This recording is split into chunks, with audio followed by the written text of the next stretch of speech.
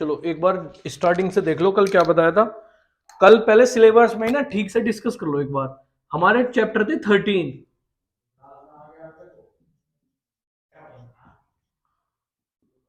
ये 13 चैप्टर है। नहीं 16 नहीं, वो 13 थे। वो मुझे 10th का याद आ गया, 10th में जो 16 है, 12th में जो है वो 13 है। तो किसमें, चलो ठीक है जो भी थे। अब यहाँ देखो तुम, इसमें हमारा जो पहला चैप्टर है वो रिलेशन एंड फंक्शन, कल भी बताया था 10 नंबर का आएगा। और लास्ट चैप्टर है प्रोबेबिलिटी प्रायिकता, ये भी हमारा कितने नंबर का आएगा, 10 नंबर का आएगा। ये बिल्कुल फिक्स है चैप्टर। बाकी बताया था क्या कि 5 से लेके और 9 तक ये जो हमारे चैप्टर है ये हमारे थे किसके अंदर आ रहे थे, कैलकुलस के अंदर। और कैलकुलस यूपी बोर्ड में आएगी 44 नंबर की, और सीबीएसई बोर्ड में कितने नंबर की आएगी, 37 नंबर की हमारी कैलकुलस आएगी। कैलकुलस के अंदर कितने चैप्टर हैं, 5 चैप्टर हैं। पहला चैप्टर कौन सा है, डिफरेंशियल, जिसे हम अवकलन बोलते हैं। फिर क्या है, यूजेस ऑफ डिफरेंशियल, यानी कि अवकलन के क्या है, अनुप्रयोग है। फिर हमारा तीसरा क्या है, सबसे इंपॉर्टेंट और प्यारा चैप्टर, इंटीग्रेशन, जिसे हम बोलते हैं समाकलन। और 8वां चैप्टर हमारा क्या है, समाकलन के अनुप्रयोग, यानी कि हम इसका क्या करेंगे, यूज करेंगे इंटीग्रेशन का। और 9th चैप्टर और कंपटीशन के हिसाब से सबसे ज्यादा इंपॉर्टेंट चैप्टर डिफरेंशियल इक्वेशन, जो सबसे ज्यादा पूछता है कौन, एनडीए, या हमारा ये जो है ये सबसे ज्यादा पूछता है डिफरेंशियल इक्वेशन, ये आ गया। थर्ड और फोर्थ हमारे 2 चैप्टर थे, कौन कौन से, मैट्रिक्स और डिटर्मिनेंट, ऑब्वी और सारणिक। कितने नंबर के आएंगे, 15 से 20 नंबर। अरे ये आएगा हमारा, समझ में आ गई बात। और 2 हमारा कौन सा था, इनवर्स ट्रिग्नोमेट्री, जिसमें कि हमारा 2 या 4 नंबर का क्वेश्चन आ जाएगा। क्लियर। 11th और 12th 2 बड़े प्यारे से चैप्टर है, 10th 11th और 12th। 10th हमारा क्या है, वेक्टर सदिश, जिसे तुमने किसमें पढ़ लिया, फिजिक्स के अंदर तुम पढ़ चुके हो, वेक्टर सदिश हमारा क्या है। फिर 11th चैप्टर हमने क्या बताया था, 3D। 3D के अंदर हमारा बिल्कुल फिक्स क्वेश्चन आएंगे, शॉर्टेस्ट डिस्टेंस पढ़ेंगे, प्लेन के बारे में पढ़ेंगे। तो यहां भी ये हमारा चैप्टर कितने नंबर का है, 10 से 12 नंबर का हमारा चैप्टर है। 12th चैप्टर के बारे में मैंने कल डिफाइन कर दिया था, लीनियर प्रोग्रामिंग, जहां हम मैक्सिमेशन और हम क्या मिनिमाइजेशन के बारे में पढ़ेंगे। यानी कि कहीं तो हम चाहेंगे कि हमें अधिकतम लाभ हो, और कहीं हम चाहेंगे हमारा खर्चा क्या हो, न्यूनतम हो। तो ये हमारा सिलेबस है, 13 चैप्टर है, 13 के 13 चैप्टर से आना है। अब आपके पास 3 ऑप्शन है। 3 क्या है, पहला ऑप्शन ये है कि हम 3rd चैप्टर से स्टार्ट करें, मैट्रिक्स और डिटर्मिनेंट से। दूसरा ऑप्शन आपका क्या है कि हम कैलकुलस से स्टार्ट करें, यानी कि डिफरेंशियल से, अवकलन से, जो कि सबसे ज्यादा इंपॉर्टेंट पोर्शन है, सबसे ज्यादा प्रैक्टिस मांगता है, और सबसे ज्यादा चीज इसके अंदर इंक्लूड है 12th क्लास के अंदर। तीसरा ऑप्शन ये है कि हम थोड़ी थोड़ी सी चीज पहले बेसिक पे बात करें, उसके बाद हम इन पे आए। तो 3 में से जौन सा भी ऑप्शन तुम बताओ, उसी ऑप्शन पे बात कर लेंगे। बताओ जल्दी। Option number 3। तो कल हमने थोड़ी थोड़ी सी बात कर ली थी नंबर्स के बारे में, हमने जो छोटी क्लास की बात थी वो हमने नंबर्स के बारे में सीख लिया था, जो सिर्फ हमें नॉलेज के लिए चाहिए। अब हम बात करते हैं ब्रैकेट्स की। ब्रैकेट का हमारा यूज कहां होगा, 6ठे चैप्टर में, 6th चैप्टर में। समझ में आ गई बात। और जब भी तुम कभी भी कहीं किसी भी कंपिटेटिव एग्जाम की तैयारी करोगे, जैसे एयरफोर्स हो या एनडीए हो या आईआईटी हो, तो सबसे पहले उनका बहुत यूज है, क्योंकि इनइक्वालिटी और इक्वेशन में बहुत डिफरेंस के साथ क्वेश्चन आते हैं। अच्छा चलो यही क्वेश्चन बन गया, इनइक्वालिटी। चलो इनइक्वालिटी को छोड़ो, तुम आज तक इक्वेशन पढ़ते आए हो, समीकरण पढ़ते आए हो। What is the equation, equation क्या है, समीकरण क्या है भाई। इक्वेशन तुम आज तक पढ़ते आए हो, 10th में पढ़ी, 9th में पढ़ी, 11th में पढ़ी, 12th में पढ़ी, है क्या इक्वेशन, जिसके अंदर रियल नंबर का यूज होता है, रियल नंबर का, और इक्वल में कुछ भी, मतलब किसी के इक्वल में होते हैं वो। मतलब इसका समझाने का ये तरीका है, अगर एक्चुअल में हम इसकी बात करें, क्या इक्वेशन का मतलब है इक्वेट करना। इक्वेट मतलब तुलना करना। किससे तुलना करें, 3 चीज से तुलना होती है, जो आज तक तुमने करते आए और तुमने नोटिस नहीं किया। वो क्या है 3 चीज हमारी, अगर इक्वल में या तो क्या होगा, 0, तुमने 0 देखा होगा, या हमारा क्या होगा, कोई कांस्टेंट होगा। क्या होगा, कांस्टेंट होगा, यानी कि हमारा अचर होगा। या हमारा क्या होगा, वेरिएबल होगा। क्या होगा, वेरिएबल, यानी कि हमारी कोई चर राशि होगी। तो इधर से अगर हम किसी का क्या करते हैं, कंपेयर करते हैं, इक्वेट करते हैं, तो उसी को हम क्या बोलते हैं, इक्वेशन बोलते हैं। क्या बोलते हैं, इक्वेशन, यानी कि समीकरण बोलते हैं। क्लियर। दूसरा वर्ड आता है असमीकाएं, यानी कि जिन्हें बोलते हैं इन इक्वेलिटी। इन इंग्लिश में ग्रामर में इन लगते उल्टा हो जाता है। इक्वेशन का मतलब था इक्वल, इन इक्वेलिटी का मतलब इक्वल नहीं है। इसका मतलब या तो छोटा है या बड़ा है। समझ में आ गई बात। उसके बारे में हमारे जो यूज का काम है वो है हमारे ब्रैकेट्स।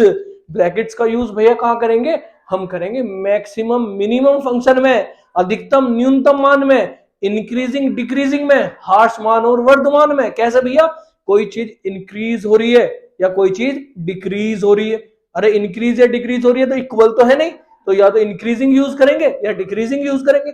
मैक्सिमा मिनिमा यानी कि हमें मैक्सिमम प्रॉफिट हो रहा है या हमें मिनिमम हो रहा है, वहां भी इक्वल नहीं है, वहां भी हमें किसका यूज करना पड़ेगा, इनइक्वालिटी का यूज करना पड़ेगा। तो इनइक्वालिटी के बारे में छोटी सी नॉलेज तुम्हें याद होनी चाहिए, बाकी तो जहां जरूरत पड़ेगी वहां हम बता देंगे। चलो इनइक्वालिटी को मैं पहले ब्रैकेट से बताना चाह रहा हूं तुम्हें। ब्रैकेट्स कैसे, तुमने 4 तरीके के ब्रैकेट्स देखे हैं। एक ये वाला जिसे हम बोलते हैं क्या, खुला अंतराल या ओपन इंटरवल भी हम इसको बोलते हैं। दूसरा क्लोज्ड इंटरवल, इसे हम कहते हैं बंद अंतराल। तीसरा हमारा क्या आता है, राइट हैंड ओपन इंटरवल, और एक हमारा कौन सा, लेफ्ट हैंड ओपन इंटरवल। समझ में आ गई ना बात। तो फोर्थ हमारा कौन सा हो जाएगा, ये 4 तरीके के ब्रैकेट होते हैं। क्लियर बात है। इसमें मैंने कुछ नंबर्स लिख दिए, जैसे मान लो 4 और 6, 4 और 6, यहां भी 4 और 6, यहां भी 4 और 6, यहां भी 4 और 6। क्या इनका मतलब सेम है या सबका मतलब अलग अलग है? अलग अलग है। तो फर्स्ट वाले का बताओ कि ये छोटे ब्रैकेट में 4 और 6 लिखे हैं, इसको तुम कैसे डिफाइन करोगे, क्या बताओगे इसके बारे में?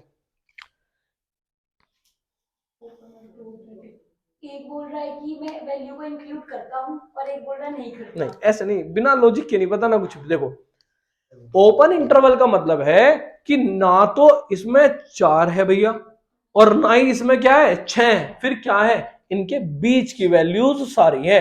ना तो 4 है ना 6 है, इनके बीच की वैल्यू है। जैसे मैं कहूं कि भाई मुझे 1 से 10 के बीच के नंबर बताओ, तो तुम क्या 1 और 10 को बताओगे? नहीं, क्या बताओगे, 2 3 4 5 6 7 8 9, यानी कि बीच की बात चल रही है। तो कहने का मतलब क्या है कि अगर मैं कहूं कि भाई इसे मुझे तुम लिख के दिखाओ, तो अगर मैं नंबर लाइन पे बात करूं तो मान लो 0 है, 1 2 3 4 5 6, तो कहने का मतलब क्या है, ना तो इसमें 4 है और ना इसमें यो 6 है। इसमें क्या है, इसमें इसके बीच की जो वैल्यू है, अनंत वैल्यूज, इनफाइनाइट वैल्यूज है इसके बीच में। समझ में आ गई। वही जो कल पढ़ा था, नेचुरल भी, पूर्ण संख्या भी, whole number, integers, rational, irrational, सब इसमें इनफाइनाइट आ रहे, वो सारे नंबर है। बस कौन नहीं है, 4 नहीं है और 6 नहीं है। तो नंबर लाइन तो हम छोटी क्लास में पढ़ते थे, इसका तो फिलहाल अभी इतना यूज नहीं, और यूज करेंगे तो एनडीए में करेंगे, जहां एक वर्ड आएगा बेबी कर्व मेथड, उसकी बाद में बात करेंगे। बेबी कर्व मेथड क्या होता है वो बाद की बात है। फिलहाल हमें तो इसके बारे में एक्स में नॉलेज चाहिए। कैसे कि मैं कहूं अगर मान लो कोई एक्स है, तो इस ब्रैकेट का मतलब क्या है, वो कह रहा है कि इसका मान 4 से तो बड़ा है और किससे छोटा है, 6 से। समझ में आ गई बात। दोबारा समझो बड़े प्यार से क्या कही मैंने। कई ब्रैकेट में 4 6 लिखा है, तो इसका मतलब है ना तो 4 है ना 6 है। इसका मतलब मान 4 से तो क्या हो रहा, बड़ा है, और 6 से क्या है, छोटा। समझ में आ गई बात। जब हम क्वेश्चनों को सोल्व करेंगे तो हमें सोल्व करके ऐसा आएगा, लेकिन आंसर जो मिलेगा वो किस में मिलेगा, इसमें मिलेगा। तो हमें नॉलेज होनी चाहिए कि अगर कहीं अगर ऐसे लग रहा है तो इसका मतलब क्या है कि x का मान किस में लिखा जाएगा, छोटे ब्रैकेट्स में लिखा जाएगा, 4 और 6। कहीं 4 और 6 लिखा हो तो तुम बता सकते हो कि भैया x का मान 4 और 6 की क्या है, बीच में है, 4 से बड़ा है और 6 से क्या है, छोटा है। क्लियर बात। नंबर 2 क्या आया, क्लोज्ड ब्रैकेट। क्लोज ब्रैकेट का मतलब क्या, इसमें अब 4 भी है, इसमें अब 6 भी है, दोनों है और इनके बीच के मान भी है। समझ में आ गई बात। अगर मैं इसे नंबर लाइन पे बनाऊं तो ऐसे हो जाएगी। मान लो ये था हमारा 0 या 1 है, या 1 है या 2 है या 3 है या 4 है या 5 है, और यहाँ क्या है, 6 है। अब कहानी क्या है, अब कहानी ये है कि भैया वैल्यू 4 भी है, 6 भी है और इनके बीच की वैल्यूज भी हैं। तो कैसे लिखेंगे, अब लिखेंगे कि भैया x का जो मान है वो 4 से बड़ा भी है और 4 के क्या भी है, इक्वल भी है, बराबर भी है, और 6 से छोटा भी है और 6 के क्या भी है, इक्वल भी है। समझ में आ गई बात। तो अगर कहीं ऐसा लिखा है तो हम उनको किस में लिखेंगे, क्लोज्ड ब्रैकेट में लिखेंगे। किस में लिखेंगे, क्लोज्ड में। और अगर क्लोज ब्रैकेट है तो हम उनको इस तरीके से लिख सकते हैं। बात क्लियर। चलो नेक्स्ट वाला। अब तो हमें समझ में आ गई बात क्या, कि अगर छोटा ब्रैकेट है तो वो वैल्यू उसमें इंक्लूड नहीं है, और अगर बड़ा ब्रैकेट है तो वो वैल्यू उसमें इंक्लूड है। अब यहां 4 से क्या, 4 के सामने क्या लग रहा है, छोटा ब्रैकेट, तो क्या 4 इसमें है या नहीं है? तो 4 इसमें नहीं है। इसका मतलब क्या कहोगे कि x का मान सिर्फ और सिर्फ 4 से क्या है? बड़ा है। अब यहां आ गए 6 के सामने क्या लग रहा? क्लोज्ड। इसका मतलब ये 6 से छोटा तो है लेकिन 6 के क्या भी है? बराबर भी है। क्यों? क्योंकि यहां क्या लग रहा है? Closed bracket. समझ में आ गई बात? अब यहां हो, इस बार किस पे क्लोज लग रहा? 4 पे। तो मतलब क्या हुआ कि x का मान जो है वो 4 से बड़ा तो है लेकिन 4 के क्या भी है? बराबर भी है। लेकिन 6 से क्या कर रहा है? खुल रहा है। इसका मतलब 6 के बराबर नहीं, सिर्फ 6 से क्या है? छोटा है। बात क्लियर हुई या नहीं हुई? नोट करो, इंपॉर्टेंट चीज है बहुत, स्पीड से एकदम।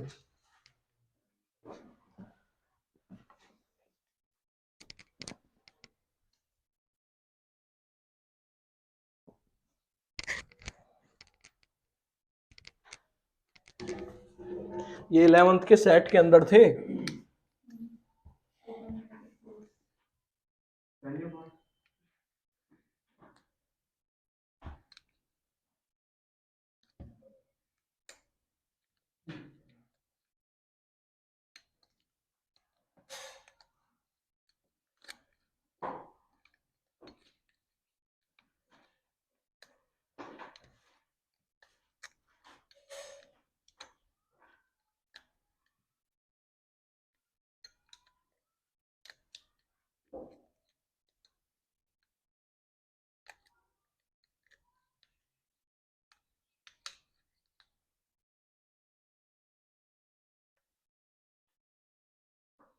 एनडी के अंदर 4-5 क्वेश्चन आते हैं, मैक्सिमम मिनिमम और इंक्रीजिंग डिक्रीजिंग की। और आईआईटी में भी तुम्हें क्वेश्चन देखने को मिलेंगे। वहां पे हम इन्हीं का यूज करते हैं, बहुत ज्यादा यूज है इनका, इनइक्वालिटीज का। और वहां पे हम यूज करेंगे बेबी कर्व मेथड, वो बता दूंगा किसी दिन तुम्हें बेबी कर्व मेथड क्या होता है। बेबी कर्व मेथड से ही इनइक्वालिटी सही तरीके से हम निकाल पाते हैं, जब यूनियन और इंटरसेक्शन का भी इसमें हम यूज करेंगे।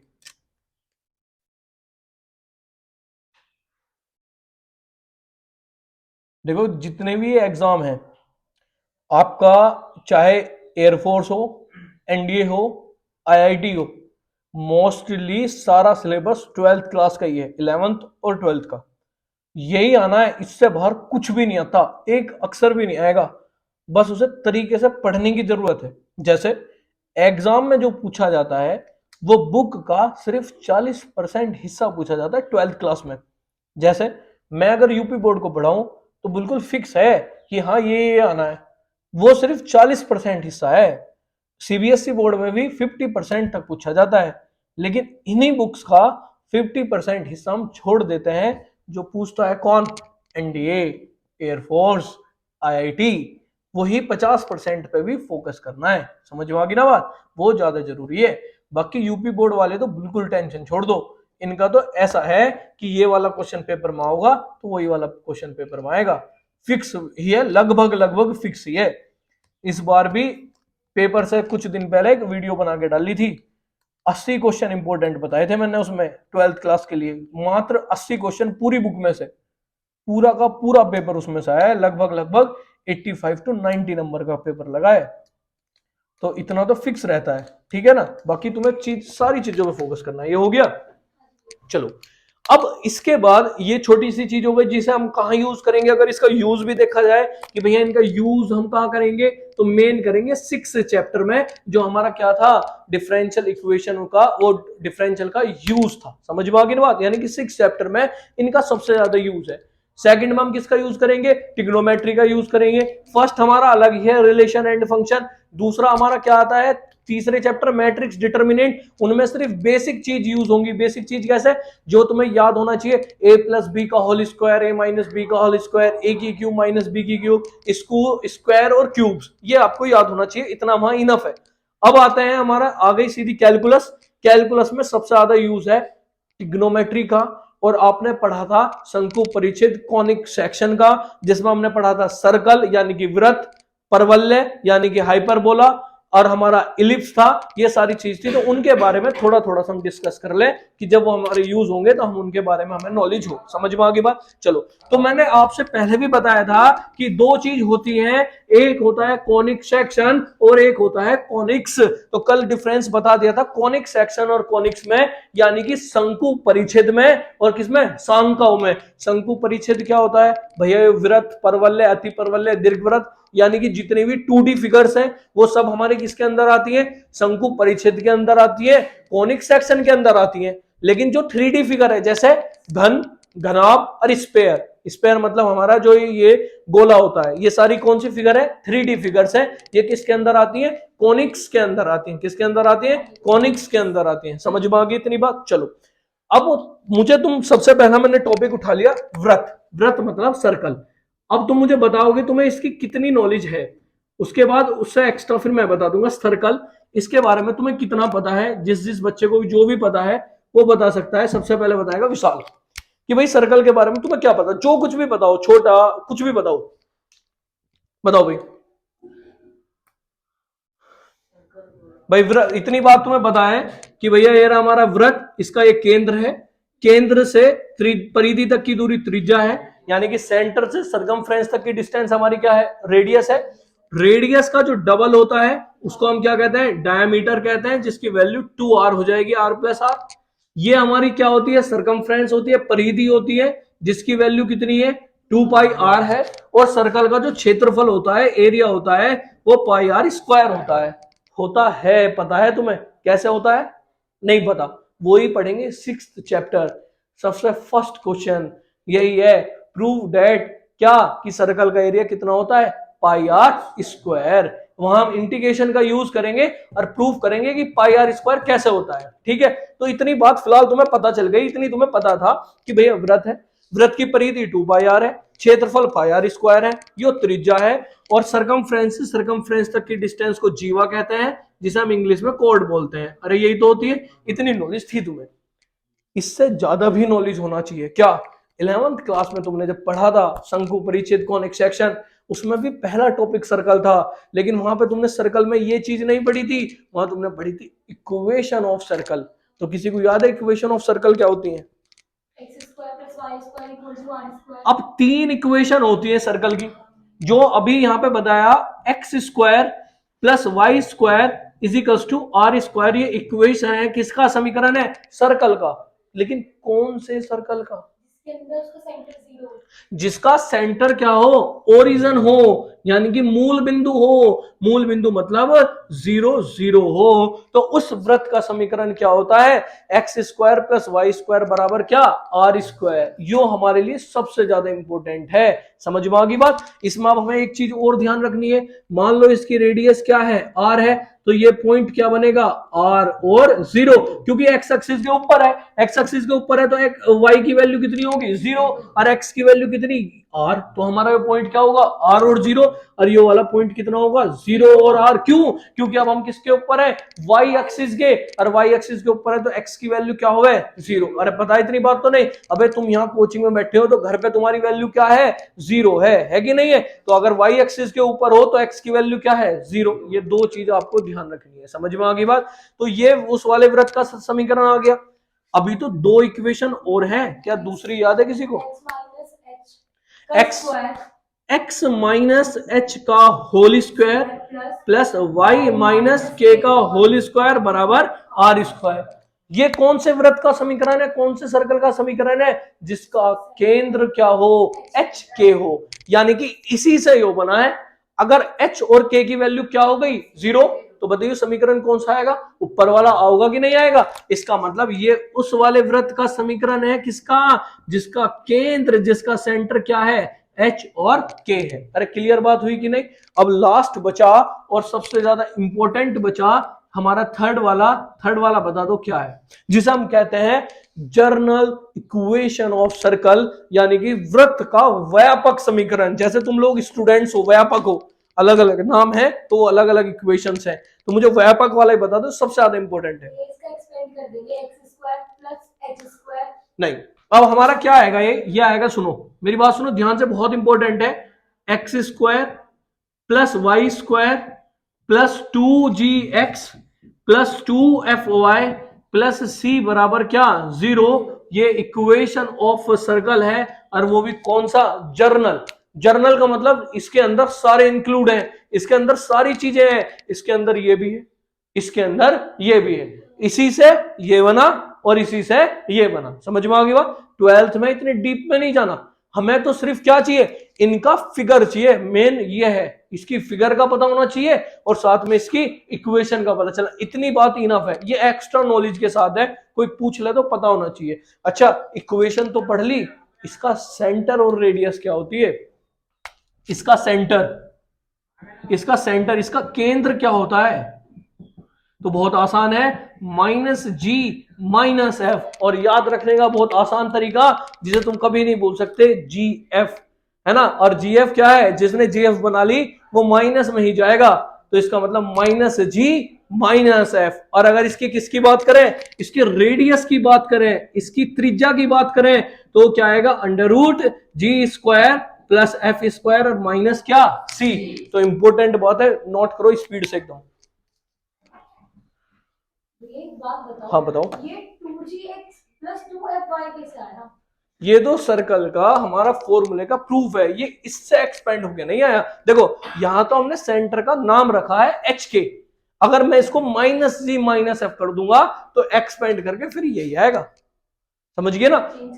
इसको हम कन्वर्ट कर लेते हैं इसमें। अगर मुझे कोई इक्वेशन देगा ना, एग्जांपल के तौर पे ऐसे, x² plus y² plus 4x plus 6y, और सपोज मान लो यहाँ 8 दे दे इक्वल्स टू 0, और मुझे कहे कि भाई इसका क्या बताओ, इसका सेंटर बताओ, इसकी रेडियस बताओ, तो मेरे पास दो तरीके हैं। दो कैसे, एक तो मैं सीधा कंपेयर कर लूं, नहीं तो मैं इसको परफेक्ट स्क्वायर बना लूं इस वाली फॉर्म में, तो भी मैं इसकी क्या कर सकता हूं, कंपेयर। परफेक्ट स्क्वायर कैसे, x के साथ अलग परफेक्ट स्क्वायर और y के साथ अलग परफेक्ट स्क्वायर, तो भी मैं कर सकता हूं। समझ में आ गई ना बात। तो इसी को हमने परफेक्ट स्क्वायर में कन्वर्ट करके ये बनाया है, और जिससे कंफ्यूजन ना हो तो इसके सेंटर का नाम क्या रख दिया, h और k। समझ में आ गई बात, नोट करो। ये सबसे ज्यादा हमारी प्रॉब्लम हो गई। 11th क्लास को भी गवर्नमेंट को बोर्ड करना चाहिए। ये 11th क्लास में बहुत इंपॉर्टेंट चीज है, जहां हमने यही पढ़ा था, सर्कल के फॉर्मूला ये पढ़े थे, फिर वहां यही क्वेश्चन आते हैं, कन्वर्ट, हमारे जनरल फॉर्मूले को कन्वर्ट करवाता है वो इसके अंदर, और इसको करवाता है उसमें कन्वर्ट। तो ये सारी चीजें क्लियर होती हैं वहीं पे, है ना। चलो अब लिखो, इसमें एक इक्वेशन और बची है, चाहे नंबर 4 की, याद आ गई मुझे, नंबर 4 की और सुन लो। चलो यहीं पे फोर्थ, कहां लिखूं, यहां देख लो। चलो फोर्थ नंबर का, उसका यूज कम है, नॉलेज के लिए याद रख सकते हो क्या भाई। जैसे तुम्हारे सामने सर्कल बन रहा है, तुमने एक फॉर्मूला पढ़ा था कि अगर ये हमारा क्या है, डायमीटर है, अगर वो डायमीटर के क्या देते हैं, वर्टाइसिस देते, कैसे, इसकी वैल्यू देते मान लो x1 y1, और इसकी वैल्यू देते क्या, x2 y2, और पूछ ले इसकी इक्वेशन बताओ, तो याद है किसी को, इक्वेशन ऑफ सर्कल बताओ, वृत्त का समीकरण बताओ। तो फिर फॉर्मूला होता है x minus x1 x minus x2 plus y minus y1, और इंटू में क्या, y minus y2 equals to क्या, 0। ये हमारा सर्कल का समीकरण होता है। कब, जब हमें वृत्त के व्यास के क्या दिए हो, शीर्ष दिए हो, वर्टाइसिस दिए हो। नोट करो, ज्यादा कंफ्यूज नहीं होना, तुम्हारे लिए यही काम की चीज है। बस ज्यादा प्रॉब्लम आए तो इसको ही याद रखना बस, बाकी तुम्हारी मर्जी है, नॉलेज के लिए याद रख सकते हो।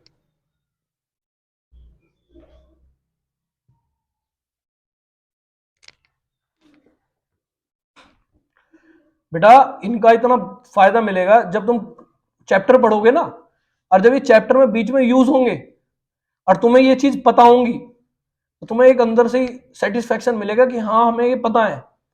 नहीं तो फिर वहां तुम ऐसे देखोगे कि हमें तो ये चीज आती ही नहीं। तो ये पहली तुम इन चीजों में परफेक्ट होने चाहिए।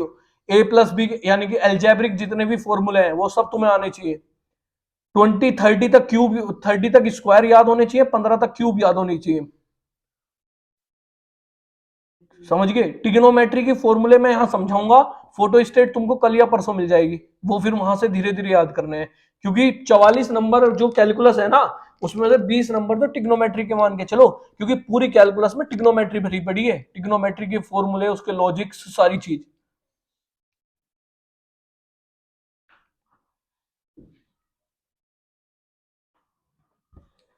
अब बस इसके बाद तुरंत ट्रिग्नोमेट्री पे चल रहे हैं, वो ज्यादा मेन है।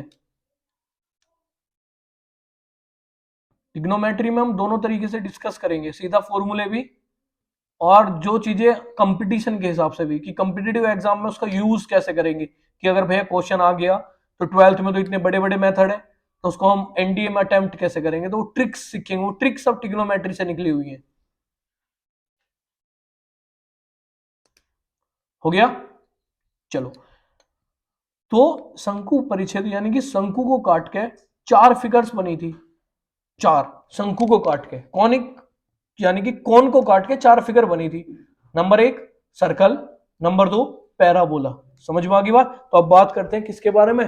पैराबोला। पैराबोला मतलब परवलय।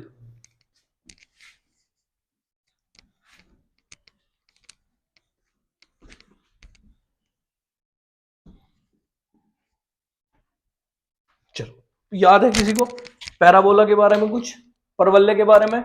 ये 11th वाले बच्चे जो बैठे हैं इन्हें पढ़ाया था और खूब कहा था कि इनका 12th में यूज है।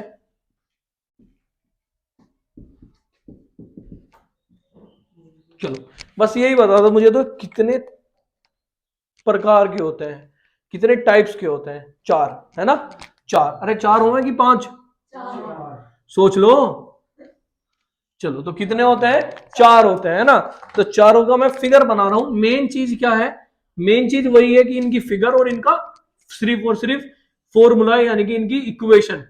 बाकी तो नॉलेज के लिए होगा सारी चीज। पहले नंबर का, सेकंड, थर्ड अपवर्ड होता है, और फोर्थ क्या होता है हमारा? डाउनवर्ड, यानी कि नीचे की तरफ। ये 4 तरीके के हमारे क्या है? पैराबोला है। इन चारों की हमें इक्वेशन याद होना सबसे ज्यादा जरूरी है। जैसे इसे बोलते हैं Y square is equals to कितना? 4ax। अब क्योंकि वो एक्स एक्सिस की नेगेटिव दिशा में है, माइनस में है, तो सीधी सी बात है, बस फर्क किसका आ जाएगा? माइनस का आ जाएगा। अरे क्लियर बात है। अब यो एक्स एक्सिस में नहीं, वाई पे पहुंच गया तो उल्टा हो जाएगा, यानी कि क्या बन जाएगी? X square is equals to 4ay। और यो हमारा क्या बन जाएगा? X square is equals to, क्योंकि माइनस दिशा में है तो माइनस का 4ay।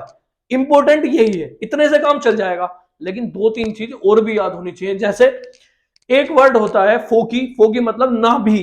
अब जैसे हमारा पेट है तो हमारे पेट के अंदर है हमारी नाभि, तो ऐसे ही सेम इसका भी इधर को पेट है, तो इसकी भी नाभि कहां पे होगी? इसके पेट के अंदर की तरफ होगी। मतलब याद रखने का तरीका है, लॉजिक है कि जैसे भी तुम याद रख पाओ। तो ये इसकी हमारी फोकी हुई, जिसे हम एस से डिनोटेड करते हैं, और इसकी वैल्यू होती है कितनी? a और 0। फिर से वही बात, क्योंकि भैया एक्स एक्सिस पे है, एक्स एक्सिस पे है तो y तो अपने आप ही 0 होगा।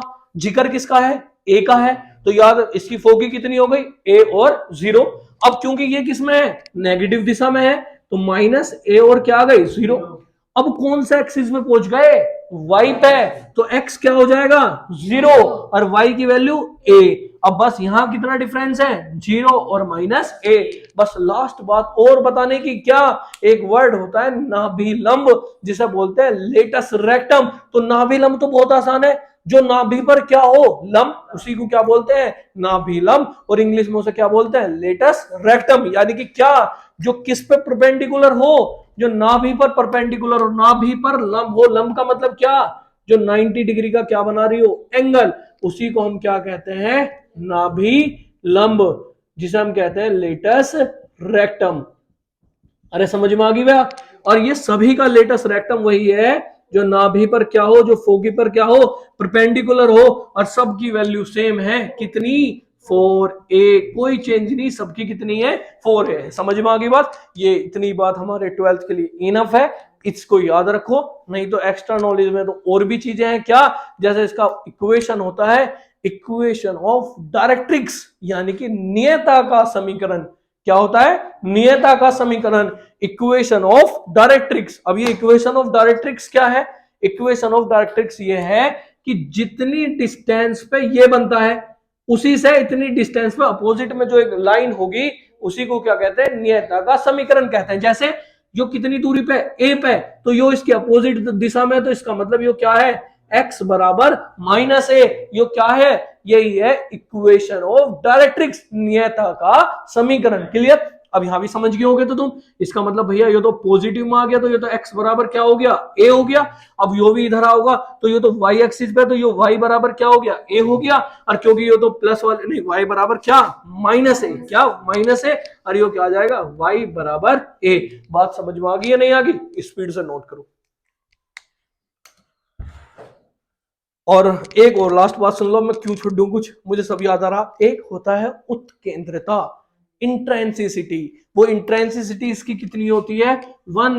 भाई 4-5 क्वेश्चन लेके हमारे कॉनिक सेक्शन एनडीए के अंदर, जिसमें इसका बहुत मेन है। कॉनिक सेक्शन के 4-5 क्वेश्चन आएंगे एनडीए के अंदर, जहां पे इंट्रेंसिसिटी का बहुत यूज है। सीधे सीधे क्वेश्चन आते हैं इंट्रेंसिसिटी पे, पैराबोला, हाइपरबोला और इलिप्स की, क्योंकि इसमें बहुत लॉजिक है। अभी जब पैरा उसमें पढ़ेंगे तो आगे की बात बताऊंगा कि क्या लॉजिक है।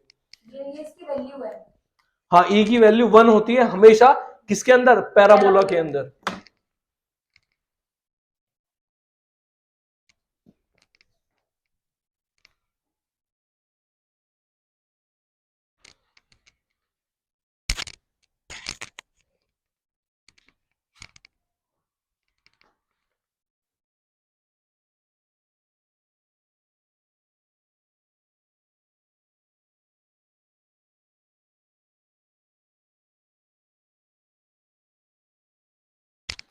सभी बच्चे एक फेयर रजिस्टर बनाएंगे, जिसपे एकदम अच्छे से जो वर्क मैंने कराया वो एकदम अच्छे से ब्लैक ब्लू पेन का यूज करके बनाएंगे। एक वीक के बाद वो चेक होगा, क्या कर रहा तुमने उसमें, क्या लिखा क्या नहीं लिखा है।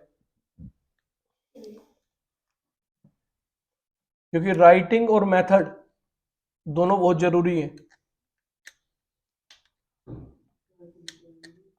और सबसे बड़ी तगड़ी चीज है कि तुम्हें पता क्या सीखना है, चाहे टाइम लगे, अप्रोच, क्वेश्चन की अप्रोच, क्वेश्चन को करने का तरीका, कि किस तरीके से क्वेश्चन को पकड़ेंगे तुरंत से। क्योंकि वो चीज तुम्हें इंडियन एयरफोर्स में जाकर अटेम्प्ट करनी है देखते के साथ ही, इसीलिए मैं तुम्हें बिल्कुल बेसिक पढ़ा रहा हूँ। मैं बताता चलूंगा, जैसा भी 10th क्लास की है, थोड़ी बहुत वीडियो देख लेना 2x पे करके। उन्हें मैं टिग्नोमेट्री पढ़ा रहा हूँ 10th वालों को, यूट्यूब पे है, उन्हें देखना मैं उन्हें किस तरीके से पढ़ा रहा हूँ। पहले प्रॉपर तरीका, जो प्रॉपर तरीका 10th में करना है, उसके बाद शॉर्ट ट्रिक्स, कि उस शॉर्ट ट्रिक से उसे कैसे करेंगे। जो क्वेश्चन 5 मिनट ले रहा है वो 5 सेकंड में कैसे हो जाएगा, 10 सेकंड में कैसे हो जाएगा। तो वो चीज मैं तुम्हें जहां इंपॉर्टेंट होगी, क्योंकि 12th को डिस्टर्ब नहीं कर सकते, जहां इंपॉर्टेंट होगी वहां मैं तुमको बता दूंगा कि हाँ इसको तुम इस तरीके से भी तुम इसको अप्लाई कर सकते हो। जैसे 12th क्लास के अंदर भी कैलकुलस के जो क्वेश्चंस 2-2, 3-3 पेज के होंगे, उनको हम डायरेक्ट उनका आंसर लिखेंगे, डायरेक्ट शॉर्ट ट्रिक।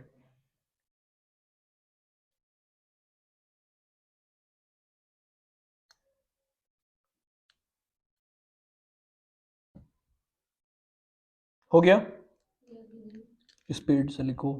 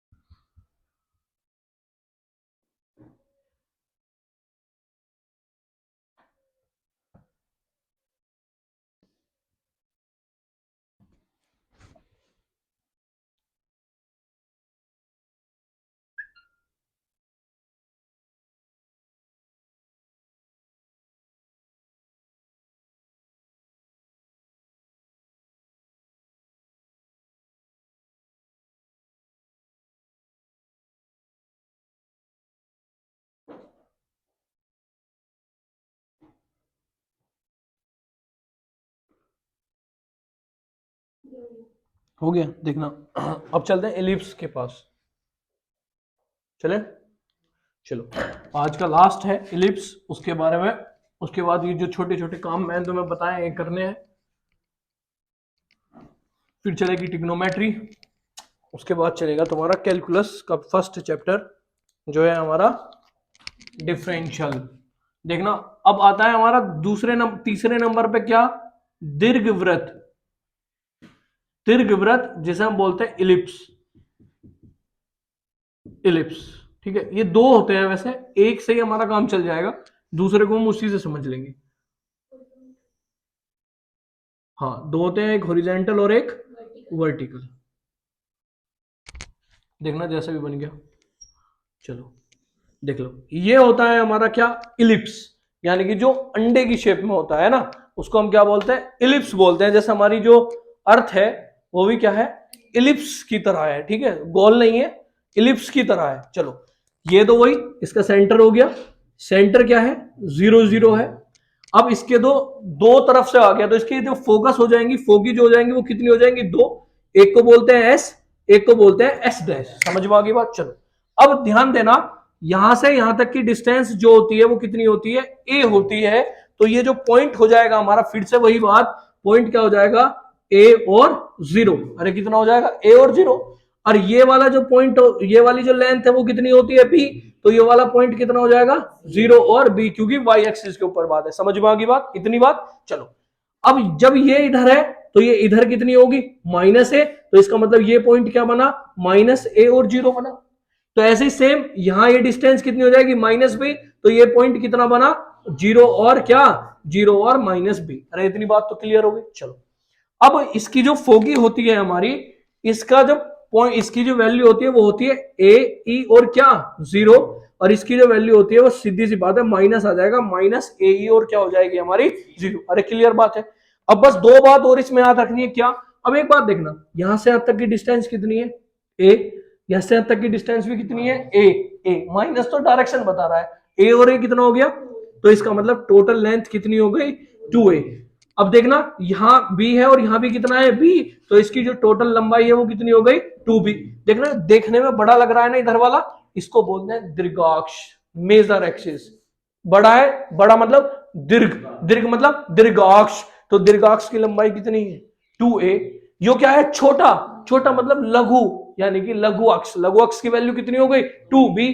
इसको कहते हैं मेजर एक्सिस, इसको कहते हैं माइनर एक्सिस। सारा हो गया कवर। और इसकी जो इक्वेशन होती है वो क्या होती है, एक्स स्क्वायर अपॉन और Y square upon B square equals to क्या, 1। काम की बात क्या है, ए ग्रेटर है बी से। समझ में आ गई बात। अब फॉर्मूले तो याद हो गए भैया, मैं तो 12th क्लास का बताओ, 12th क्लास में दो ही चीज याद रखनी है, पहला इसकी फिगर और दूसरा इसकी इक्वेशन, इतना इनफ है। बाकी चीज क्या है याद रखने की है, कि याद रख सकते हैं कि भैया इसके दीर्घाक्ष की लंबाई मेजर एक्सिस क्या है, 2a है, लघु अक्ष कितना है, 2b है, इस पॉइंट की क्या है, a0 है, और ये पॉइंट कितना है, 0 और b है, और इसकी इक्वेशन ये होती है। समझ में आ गई बात। तो ये चीज आपको क्या रखनी है, ध्यान रखनी है। अब इसकी मेन चीज है इंट्रेंसिसिटी। इसकी इंट्रेंसिसिटी कितनी होती है, इसकी उत्केंद्रता कितनी होती है, पता है किसी को, 1 से, 2b² नहीं वो तो निकालने का फॉर्मूला है। यहां क्या होता है, इसकी इंट्रेंसिसिटी होती है हमेशा 1 से कम। क्या होती है, हमेशा 1 से कम। पैराबोला की फिक्स थी कितनी, 1। इसकी क्या है, 1 से कम। और सर्कल की तुमने पूछी नहीं, सर्कल की इंट्रेंसिसिटी होती है 0। क्या होती है, 0। इंपॉर्टेंट क्वेश्चन है, सर्कल की जो इंट्रेंसिसिटी होती है वो क्या है, 0। अब इसे बनाओ, बाकी इसके आगे डिस्कस करेंगे कल। कल का वर्क क्या है आपका, कि आपको अलजेब्रिक फॉर्मूला याद करने हैं, 30 तक स्क्वायर याद करने हैं, 15 तक क्यूब याद करनी है, और जो जो चीज मैंने बताई है इसका रिवीजन करना है, ठीक है। बाकी जो रिकॉर्डेड क्लास है इसको तुम्हें लाइक करना है, शेयर करना है, अपने जितने भी मित्र हैं, दोस्त जो भी हैं, और साथ के साथ सब्सक्राइब भी करना है, ठीक है।